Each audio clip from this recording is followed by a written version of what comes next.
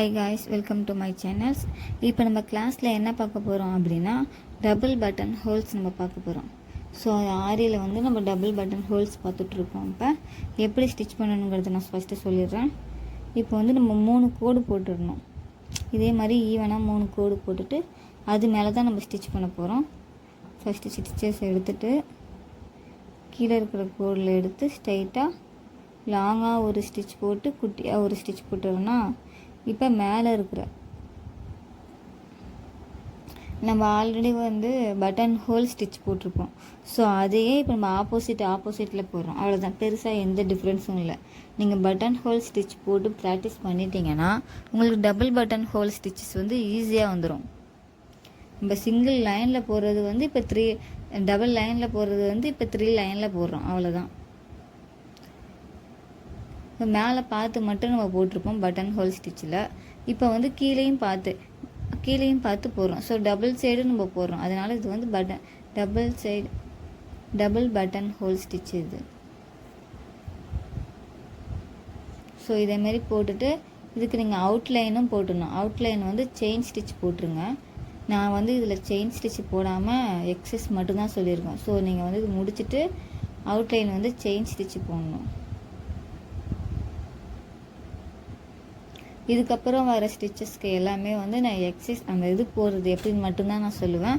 நீங்களே வந்து அவுட்லைன் போட்டு முடிச்சிடுங்க. இதுக்கு எக்ஸஸ் போட்டாலும் சரி, டிசைன்ஸ் போட்டாலும் சரி, அவுட்லைன் போட்டுருங்க. நீங்கள் என்னோடய கிளாஸில் ஜாயின் பண்ணணும் அப்படின்னு நினச்சிங்கன்னா மேலே இருக்கிற வாட்ஸ்அப் நம்பருக்கு மெசேஜ் பண்ணுங்கள்.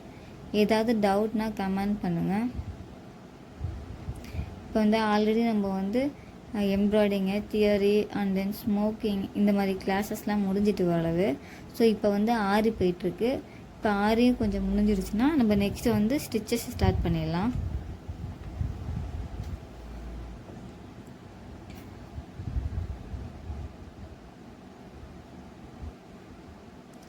ஒரு ஸ்டிச் வரல அப்படின்னா நீங்கள் வந்து ஒரு 2-3 தடவை ட்ரை பண்ணி பாருங்கள். அப்போ தான் வந்து கரெக்டாக வரும். இல்லை திருப்பி சும்மா நமக்கே 1 மோர் சொல்கிறாங்களே அப்படிங்கிறதால நீங்கள் அப்படியே விட்டுட்டிங்கன்னா திருப்பி அந்த ஸ்டிச்சஸ் வந்து ப்ளவுஸில் போடும் போது இல்லை மற்றவங்க கஸ்டமர் வந்து நமக்கு இந்த டிசைன் வேணும் அப்படிங்கிறப்பையும் நமக்கு கொஞ்சம் டஃப் ஆகிடும்.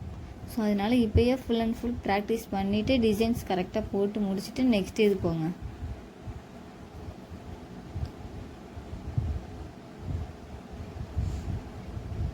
திருப்பி ஒரு தடவை சொல்கிறேன் பாருங்கள்.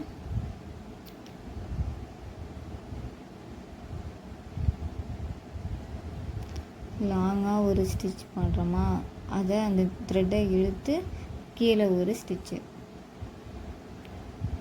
திருப்பி மேலே ஆப்போசிட்டில் ஒரு லாங்காக போட்டு அதே த்ரெட்டை இழுத்து கீழே ஒரு ஸ்டிச்சு, இப்போ ரைட் சைடில் ஒரு ஸ்டிச்சு,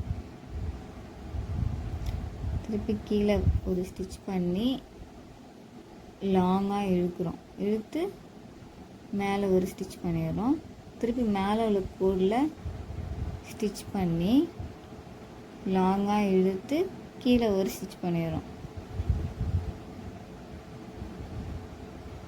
ஸோ இதேமாரி ஃபுல்லாக போட்டுட்டு எனக்கு ஃபோட்டோ சென்ட் பண்ணுங்கள். ஏதாவது டவுட்டு, துணி இதாகுது, சுருங்குது அப்படிங்கிறனா அப்படியே வச்சுருங்க. அப்படியே வச்சுட்டு டவுட்டு கிளியர் பண்ணிவிட்டு அதுக்கப்புறம் நெக்ஸ்ட்டு போங்க.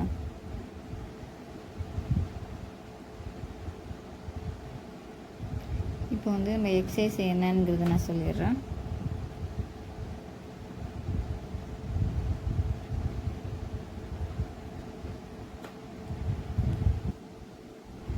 Double button whole, button hole stitch,